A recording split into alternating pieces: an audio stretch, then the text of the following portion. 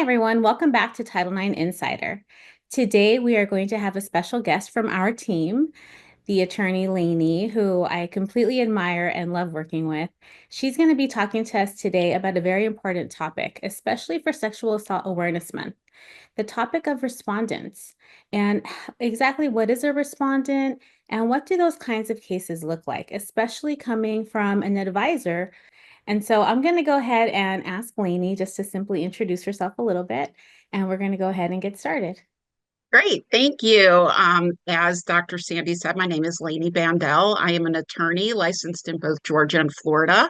I have a background as a prosecutor for 22 years in Florida, and now I have transitioned into the civil world. And one area that is of particular interest has been Title IX, and I've been blessed to work with Dr. Sandi and her group, and I act as an advisor to both complainants and respondents.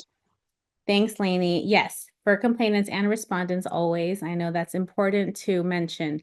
And although that is important to mention, I think for especially this month, Sexual Assault Awareness Month, we're going to really highlight and focus on respondents simply because respondents just don't get that much attention during this month. And usually when we talk about victimization, outside of the fact that individuals are questioning and asking, are they guilty? Are they not guilty? They kind of start jumping around to conclusions. And so I Right. definitely wanted to focus this episode on respondents in case there's respondents out there that have a lot of questions and or complainants that have a lot of questions too. Like, what does it look like on the other side? And so for this episode, we're gonna just ask like those simple questions. And it's funny, last night think I was on TikTok and there had been a question that popped up about respondents coincidentally. Mhm. And the question was asking me, I had defined what a respondent was, and the individual was asking me, well, does that mean that they're guilty? You know, does a respondent mean, because they're accused, then that means that they're responsible? And they were having a hard time understanding between accused and the accuser. And I, Okay. I went through and I started trying to explain it, and I thought it was very interesting how just the terminology can confuse somebody. So maybe, Lanie, let's just start off with the basics. Who is a respondent, and what is it that you kind of see when these individuals give a call? Sure, absolutely. And one thing I do want to clear up, and that I make sure when I speak with all my advisees, is that I try and get away from courtroom terminology such as guilt or not guilty. This is not a trial.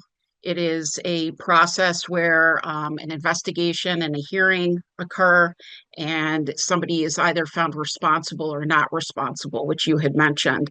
So the easiest way I always explain it is the complainant files the complaint, the respondent responds to the complaint. So that's the easiest way for me to get somebody to understand. So when a respondent calls me, I know that somebody has made a complaint against him or her. And so that's, kind of how I explain it to them.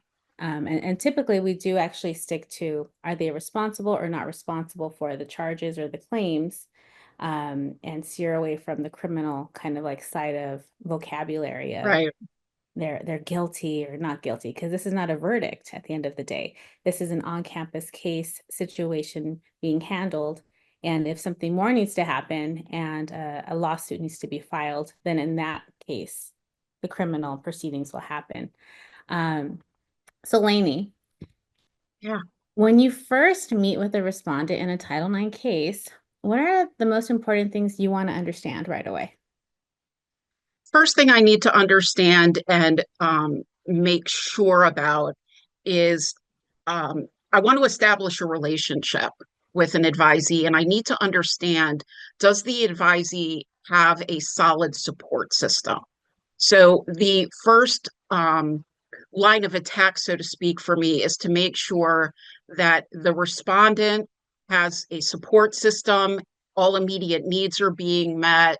Um, Want to make sure that their mental health is being addressed, it is stressful for all parties. And I think that's what people need to understand, whether you're a complainant or a respondent. It's the same amount of stress, pressure, unknown, scared. So having people that you can trust or getting support from the school is very important. A lot of times, um, particularly with respondents, they do not share it with their family, whether they're scared to or they're embarrassed to, depending on the nature. They don't want people to know about it. So obviously, I need to make sure that all needs are being met. And then obviously, I go into the Title IX process. Each school has their own guidelines. So I would have reviewed them. I go over that with the respondent. I also get brought in at various stages. Sometimes it's right before a hearing, sometimes it's at the very beginning. So I kind of explain where it's going to go from whatever point I am brought into. And I think one of my biggest goals is to be able to manage expectations. You can never predict how it's going to go. That's why you have a hearing officer. My role is to do what it says. I'm to advise. So based on my prosecutorial background and being in a courtroom, I'm able to help prepare exhibits, questions, and most of the schools allow the advisors to ask questions of the other party and of witnesses. So that would be my job to prepare, but make sure that the respondent is a part of the entire procedure. It's the respondent's process, not mine. I'm there to advise. That's great. That's a great answer. And so when it's such a high stress level, which, you and I both know that we've worked on some cases Yeah. together. Um, how do you build that trust with the respondent when they're possibly closed off from their family? They're very concerned about opinions, right? How do you approach that with the respondent? My approach is, first of all, I make sure that I communicate with the respondent on whatever medium is good with them. So whether it be Zoom or a phone call, I would say most of the time it's via Zoom, and personalities come out. You can see people. Sometimes it's intimidating for students to know that I'm a lawyer. I want them to know that I'm a human being. First and foremost, and that I can feel for them. And listen, trust is something you build. So it doesn't necessarily happen at the first meeting, but I make sure to make myself available throughout the entire process, any time of day or night. I explain if I'm busy, I'll get back to you. But communication is really the key to building that trust. I'm thinking about Sexual Assault Awareness Month. I'm curious, from the advisor standpoint, because I know you've done so many. Um, how does this particular month influence or impact respondents? I don't know if you've come across anything that kind of relates to that, but I'm just kind of curious. Well, I think because especially on college campuses, Sexual Awareness Month is something that is highlighted and spoken about because we want people to be aware. So, if anything, I think from a respondent's point of view, and I have one currently, and we've discussed it, is that they feel almost like they're more of a target and it's a heightened stress for a respondent. And I have to ensure my advisee that the process is fair and just, and that just because it falls under this month doesn't mean it's going to sway the determination one way or another. Because I think about that, and it's even cases that have already concluded. How do how must they be feeling? They must feel, I'm assuming, attacked in many ways. Um, but at the end of the day, like you just mentioned, that's not the case. The process is built in order to be unbiased. And if for any reason somebody does feel like they are being biased, then in that case, they need to take other steps and other measures to address that, especially on the institutional level. Um, okay, Lanie. Well, another question I'm having is what should respondents um, anticipate happening within the investigation process? So the investigation process itself can be very stressful and um, also um, it's one of the frustrating portions for the complainant and for the respondent, in that there are large gaps of time where you don't hear anything. So there's going to be a point in time where the institution will ask you to set up an appointment with the investigator. As an advisor, I am allowed to attend, but I cannot participate. So I really, for me, it's just an information gathering, and I'm there so that my advisee has a familiar face. But once the investigator has completed the investigation as far as the interview with the respondent, other than gathering documents or other evidence to present, it kind of goes silent for a while. And I have found that that's a time where I need to be available. It's okay for a respondent on a random day to be like, what's happening? I haven't heard anything for weeks.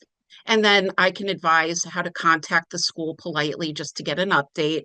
Um, most schools are very good. The Title IX offices communicate very well with the participants. And I think having a plan is what puts people at ease, and knowing dates and deadlines.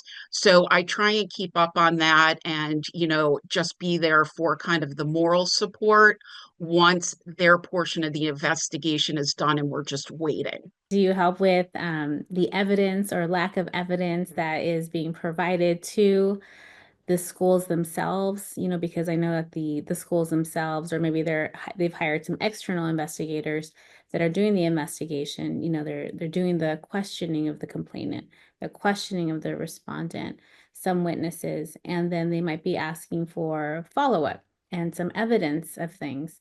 What is helpful in these kinds of cases for either party, the complainant or respondent? Like, what are some of the things that people should be thinking about or just kind of keeping in the back of their mind?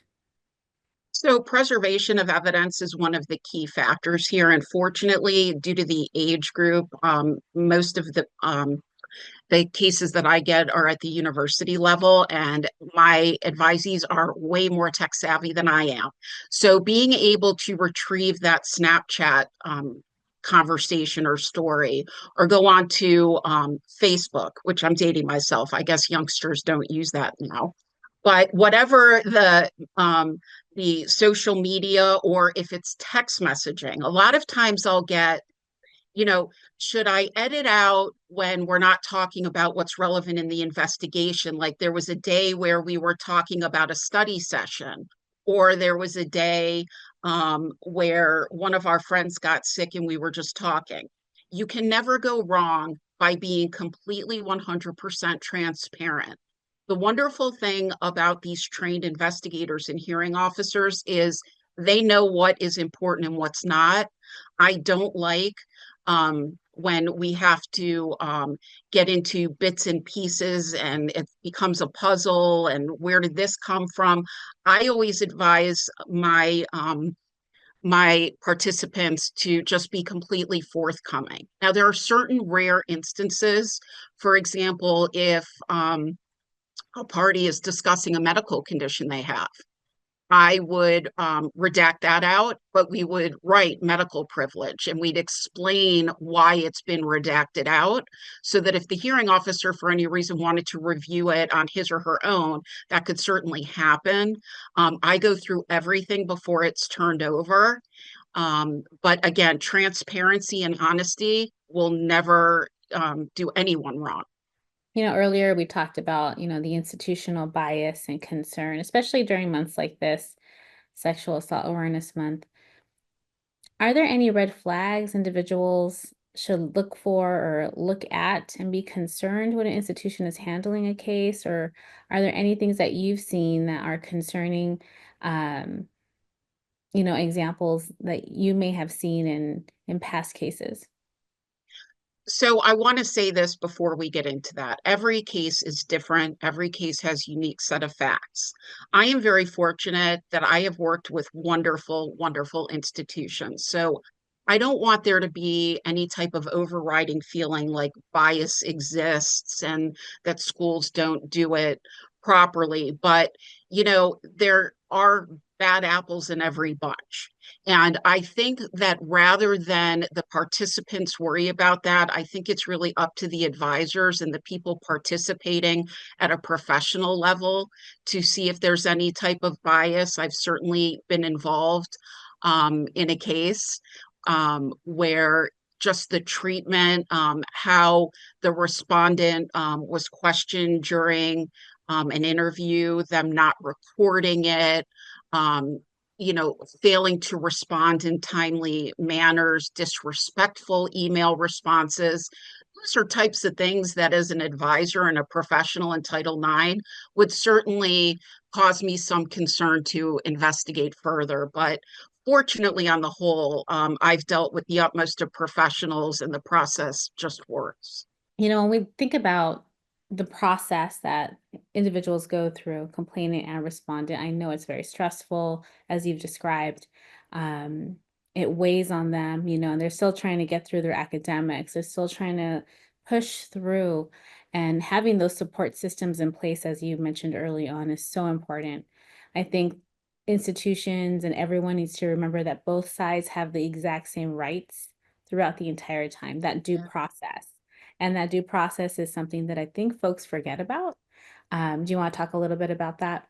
So you ask about due process as it pertains to both parties. And because Title IX, is quasi-judicial, we're not quite certain where it fits in. People do use legalese when talking about Title IX. And so when I say due process, what I mean is both parties have equal rights. They have equal rights to access. The respondent has the right to be presumed innocent. And again, I'm starting to use legalese from the criminal realm, which I don't like to do, but it's inevitable. Um, so I think what's very important is a lot of people feel that just because a complaint has been filed, the respondent should be immediately removed from campus, suspended, somehow not be able to have access to the cafeteria.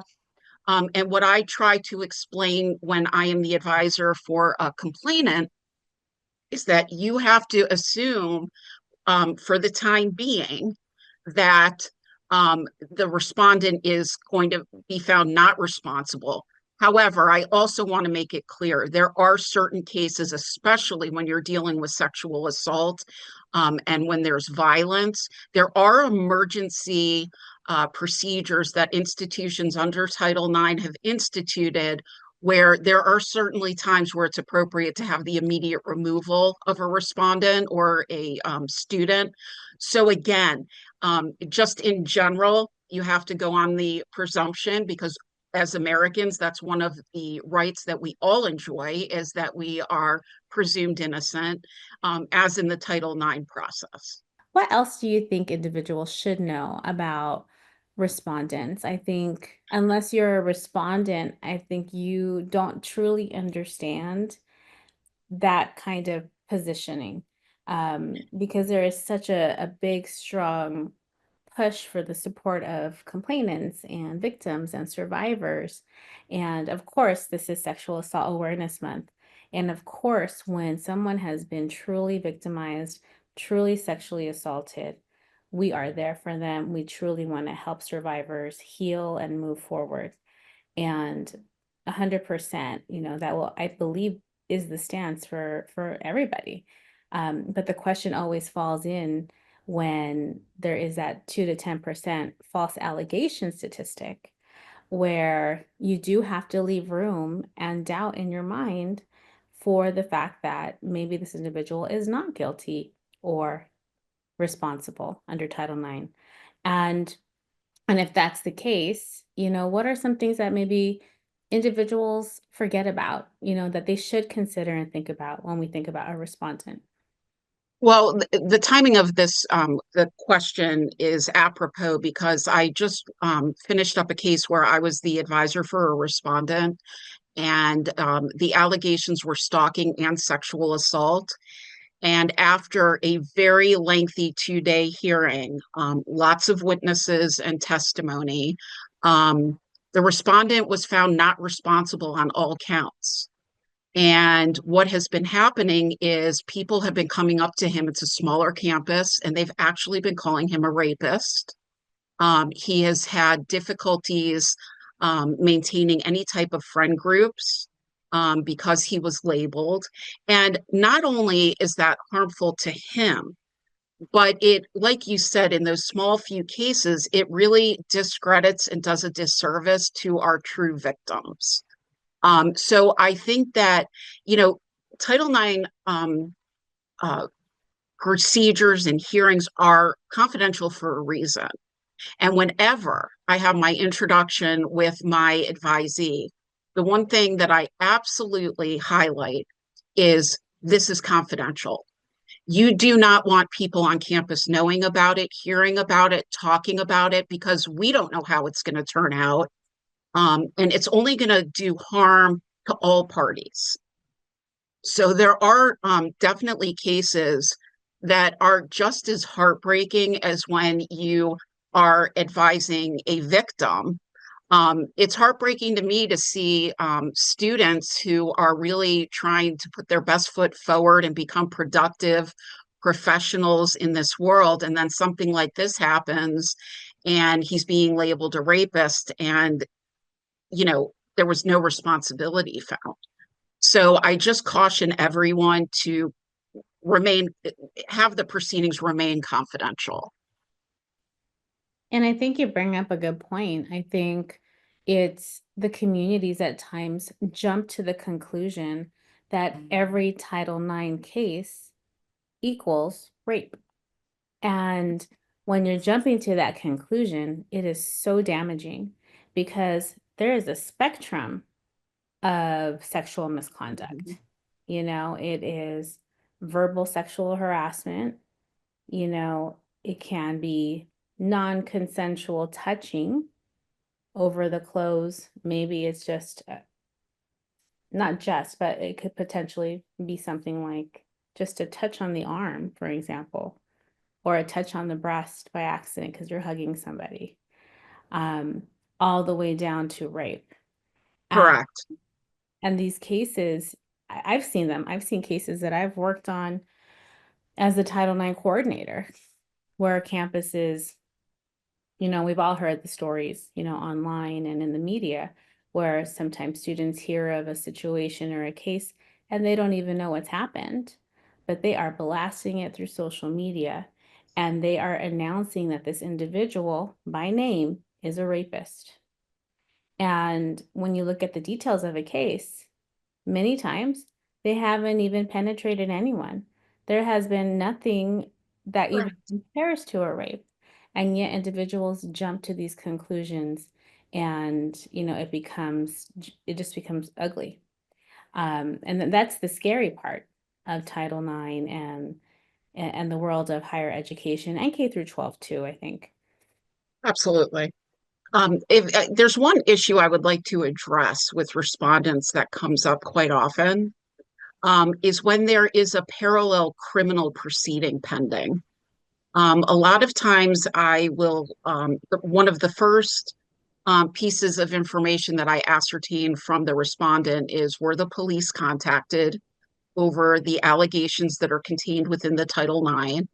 And do you know where it is in the proceedings? Has a case been filed? So I have represented respondents who have been charged in the state where the school is with rape and has the Title IX.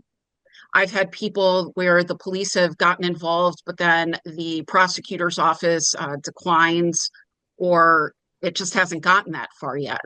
So if you are going to advise somebody who has the potential of facing criminal charges, their rights to remain silent remain paramount. So I will typically advise a respondent who is looking at potential criminal charges not to participate in the interview or the investigation, because that can be used against him or her. Now, I've had several cases actually where there have been criminal charges pending, but the defense is it was purely consensual. I'm going to speak my piece because if I were to take the stand at a criminal trial, this is my truth. Once they're adequately advised, then the decision again is up to them. I can only advise them. It's their process. But I have in the past collaborated with criminal defense attorneys representing some of my advisees, and I always think that's the best route to go. So, Lanie, what do you think about respondents that are so angry at the end of a Title IX process where they have now been found not responsible for the allegations, yet they are infuriated that they have spent so much time and energy either maybe virtually taking classes, or hearing individuals calling them a rapist, as we just mentioned, and just feeling as if everyone has turned on them, and then to be found not responsible, they feel they need to do something, they need to react. What do you think about that? Because I definitely know respondents in situations that I've worked with, that have definitely considered or have filed a lawsuit in order to kind of fight back. Yeah, so I've had that experience several times. And the first thing I do is I ask the respondent to please take a deep breath and think about it for a week and then call me. Because, decisions are never made in a sound way when you are right in the thick of it. It just happened. Um, and I can tell you that when I first started doing this, and the first time I had an advisee who was a respondent that was found not responsible, I was expecting the next call to be like, yay, I'm done. And it was the complete opposite. There was almost more anger. And so I have had to learn how to handle that. And I've done so throughout the years. Now, again, I'm an attorney licensed in Georgia and Florida, so I can't give general legal advice to all states. But I can tell you, for example, in Florida, there is something called defamation per se, where if somebody accuses you of a crime in a public manner, you can sue civilly for defamation. Um, it again depends on the very specific circumstances and the laws that are in place in the state where the Title IX happened. So, is it possible to file suit? Yes. Do I typically advise it? No. I feel like a lot of times, once they take that deep breath and a week later, when they've gotten back into their normal schedule, um, the person can hold their head high, that they spoke their truth, both sides were equally heard, and they were found not responsible. Typically the call I'll get is, you're right, I calm down, I need to put this behind me, I'm going to now look forward and try and just go on my the course that I had thought I was going to be on when I, arrived at the school. So I haven't really had anyone push me, but there are circumstances in which a civil suit can be filed. This kind of leads me to my next question and thought. What do we say to guys that might think to themselves, I hope no one's going to file anything against me because I know I've been kind of tiptoeing on this border, of maybe somebody could charge something against me. And I don't know if you've come across this, but I know that in my positions, I definitely have come across this where I've been contacted by faculty that are concerned that they're going to be having a Title IX case pending against them. So they've called for guidance and advice, prior to. I've also had students do the same. Or females that are complainants, sometimes males also come forward and say, should I file something? Because I believe this is a respondent that, needs to be addressed. And sometimes I do something called a friendly warning if I'm the Title IX coordinator at a campus, whether interim or permanent, and letting individuals know you're starting to kind of lean into a concerning area. If you do not want to deal with the Title IX process, I would recommend, stopping this type of behavior, which is something I would recommend campuses always do and Absolutely. administrations always do. Not wait for the escalating behavior to get to a Title IX case. because that is just a whole bunch of resources being wasted if something can be stopped early on. But so to my question, have you had those respondents or individuals, just guys, that come forward and make a quick call and say, hey, if somebody files something against me, what do you think? Or do you think this type of behavior is concerning? So, yeah, no, that's a great question, and I have, but I can tell you that it happens more regularly in my capacity as a mother of two young male adults that are one is about to graduate from undergraduate college, one's about to go to college. And this is what I tell them. This is the advice. You need to pretend like your phone does not have a security code and that anybody could pick up your phone and read the content, meaning your mother, your father, a professor. Because if you have any content on there that would make somebody jaw drop, you know, the one thing that I'm learning is there's different lingo in each generation. And I am being educated by my son daily at dinner because sometimes I feel like he's speaking a foreign language. He uses the word low key before every sentence, and I didn't know what that meant. He had to teach me. There are also um, some, I don't know how to say it, like slang phrases that seem very sexual to me when I hear it or see it in a text. And my son's like, Mom, that's not what it means. What what people have to be very aware of is that in today's day and age, especially with social media and with young people, I rarely hear either of my kids on a phone call. It's very rare. They don't talk to friends on the phone, they text. All of that is evidence in a potential Title IX. And I have handled as an advisor so many cases of sexual harassment based on text messages. And a lot of it are inappropriate, even emojis, the little pictures, um, phrases that are utilized. And I just told my both of my kids, I was like, you don't ever want to be in a position to have to defend yourself. So you better be careful with every communication you make and handle yourself like a respectful human being. Even if you think you're in a relationship with someone, it can go south.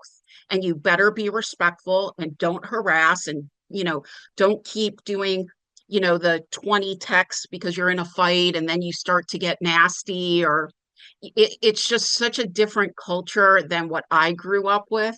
So I just try and teach to everyone to be respectful and be very careful what you put in writing. Mhm. Fabulous, Lanie. I think that is very true and makes me think about professors and teachers at schools and campuses.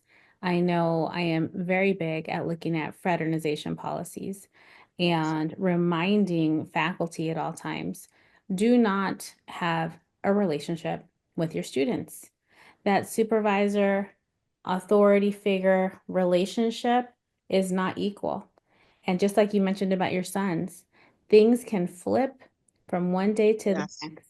It could be consensual on day one, but by day three, there is a charge that something happened on day two that there was no consent for. And then you're going to be stuck. And why would Yep. you want to deal with that? Because then you're going to have to prove your side.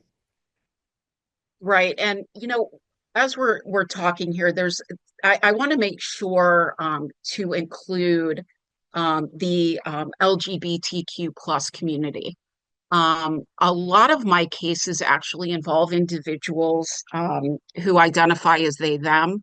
I have been an advisor to both complainants and respondents who are transgender. I've had a lot of different circumstances. And, you asked me at the beginning of this, and I think this is very important. Um, Everybody has, comes into this Title IX with their own history. A lot of the people that I advise have prior traumatic experiences, have mental health concerns, And I think with the LGBTQ plus community, I've definitely learned that the support system a lot of times can be really difficult to come by. And there are a lot of trust issues there. So making sure to offer that support and let the advisee know that these are uncomfortable. A lot of the situations talk about sexual acts that may be uncomfortable for pretty much anyone to talk about, especially to a screen full of, strangers. And I just have to do a lot of reassuring that we're professionals. These are things that we see. Unfortunately, we see it routinely, and that the person should never be embarrassed about how they feel or their experience. And that as long as you're honest, that's all we can ask for. But it's very important to be inclusive in the entire process. Thank you for mentioning that, Lanie. And really quick, when you say a screen full of strangers, I want to explain to anyone that might be watching. Typically, these cases are now done through Zoom or some sort of Teams. So you are seeing boxes of individuals involved in these adjudication cases. And that would include the hearing officer, as well as the advisor, as well as both parties, and then the advisor of the other party, and then at times witnesses. So there would be several boxes of individuals that you're looking at. Um, but Lanie, getting back to LGBTQ plus, I know that right now with the current administration that we have, um, and there's been so much attack on the LGBTQ plus population, which has been pretty horrendous to watch, especially knowing that campuses are having to deal with cutting back their diversity, equity, and Mhm. inclusion. You know, you talk about inclusion being so important, and here we are, this day and age, having to cut inclusion from our vocabulary on campuses, in many ways. What do you think would be advice for LGBTQ plus that might be facing a Title IX case right now? Well, first and foremost, I think that the person needs to find their safe space, find their community, find a mentor. Fortunately, despite what's going on politically and certain changes, most universities um, still have some type of an organization that can embrace these types of issues. And again, I can't stress enough the importance of mental health professionals during this process. And I've dealt with students who've never, seen a mental health professional prior to Title IX. But based on whether I'm concerned or things I'm picking up on during my talks, I've encouraged them to go to their university. They've been so grateful because you need to be able to have somebody to talk to. Now, sometimes I wear that hat too, and I'm happy to do it, but I am by no means a licensed mental health professional. So it's just finding, I'll inquire of the person, who do you confide in the most? Who do you trust on campus? Do you have somebody from high school that you still talk to that you could pick up the phone and call? I kind of gauge where the person is, and I've yet to be stumped at having some type of a support system in place for one of my advisees. We're about ready to close off this conversation now. Is there any last words that you'd like to share about complainant or respondent within the process of Title IX? Yes, I mean, I think the only thing that you can say fairly is hang in there. I know it sounds basic, but it is an extraordinarily stressful, time-consuming process, but it's one that it needs to go through its steps and it does take time. And please, please take advantage of resources that are provided by your school and seek the resources that you need. Mhm. Thank you. Thank you, Lainey, for being here today. And from Thank you. Title IX Consulting Group, thank you everyone for watching. If there are any questions or comments, please feel free to reach out to us. If you need an advisor or you need any type of support as an expert from the Title IX end, you can always contact us as well. Lanie and I do and have worked on cases together, but she also works on her own advisor cases as well. And, it's just been a privilege chatting with you, Lanie, today. So thank you so much for answering all these amazing questions that I know answers things for individuals out there that don't deal with this every day. They don't deal. Thank you for having me. Yeah, thank you. And if you like what we're talking about, remember to press like and please subscribe to our YouTube. Thanks.